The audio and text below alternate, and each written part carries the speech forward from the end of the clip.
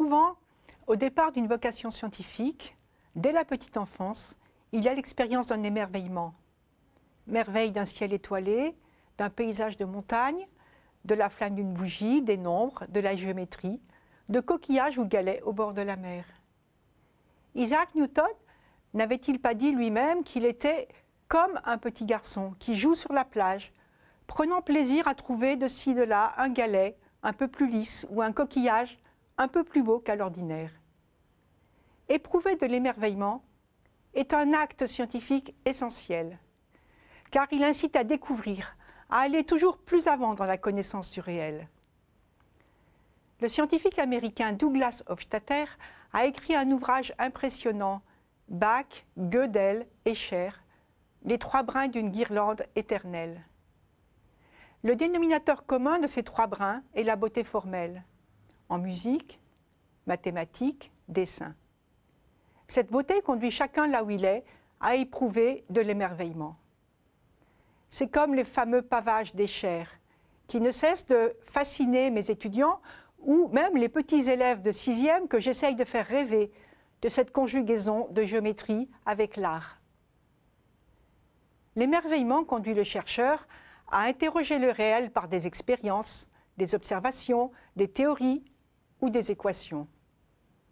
Une réalité à découvrir et rendre intelligible, mais qui nous reste et restera partiellement voilée, comme l'explique mon collègue physicien Bernard d'Espagna. Force est de constater que plus on progresse dans l'intelligibilité du réel, en particulier du monde de l'infiniment petit, plus on découvre que ce réel apparaît voilé, comme s'il était vu à travers des miroirs partiellement transparents qui nous renvoient aussi notre propre image d'être pensant. C'est la théorie de la mesure en physique quantique, qui dit que la réalité d'un objet microscopique a partie liée avec l'acte d'observation de l'expérimentateur qui le mesure. En fait, entre les signes du réel et l'écriture mathématique que leur fait correspondre la physique, il existe pour ainsi dire une profonde et merveilleuse connivence, la déraisonnable efficacité des mathématiques en physique. Comme si le réel, en tant que tel, tendait à s'effacer dans cette immense tapisserie que nous donnent à contempler les sciences physiques. Souvent, la démarche scientifique renvoie le chercheur à un au-delà du réel, à un acte créateur dont la nature et les intentions nous échappent, et nous échapperont toujours, quelle que soit l'avancée de nos connaissances. Même si une majorité de nos collègues scientifiques est athée ou agnostique, leur émerveillement les conduit, sinon à s'ouvrir à une dimension spirituelle, du moins à une grande humilité et interrogation devant l'harmonie mystérieuse de la création. Cependant, la démarche scientifique s'appuie essentiellement sur la raison, la logique, la rationalité.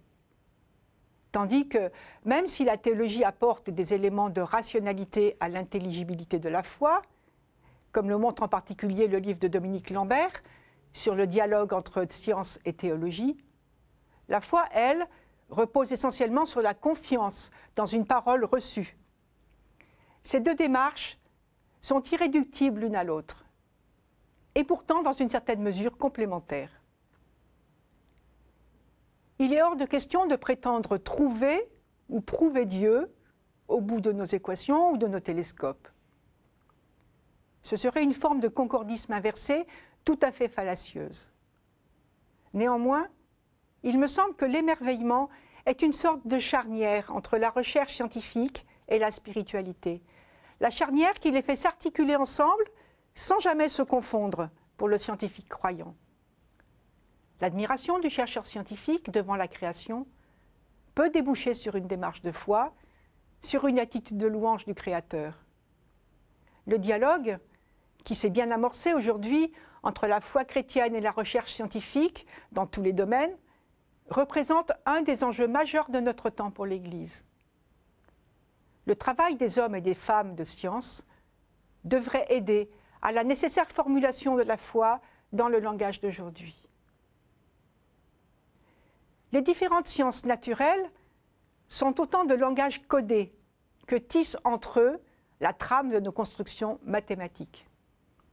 Or, ces langages, comme tout langage, ne prennent vie que lorsqu'ils servent à articuler une parole. Quelle est donc cette parole qui cherche à se dire dans le langage scientifique? Et en quoi rejoint-elle quelque part la foi des croyants en un Dieu créateur? Pour risquer une réponse, je dirais que c'est l'acte créateur de Dieu, intemporel, qui produit du sens dans et avec sa création. L'acte créateur de Dieu, dépeint dans les premiers chapitres du livre de la Genèse, est un acte qui sépare, différencie. De plus, cet acte différenciateur est indissociable d'une parole. Dieu dit et Dieu sépara sont les refrains de ce merveilleux poème de la création. Une parole qui nomme et qui, en séparant et en différenciant les êtres les uns des autres, crée du sens, est en Genèse dans l'univers. En effet, dans toute forme de langage, c'est l'écart, la différence entre les signes qui permet l'émergence du sens.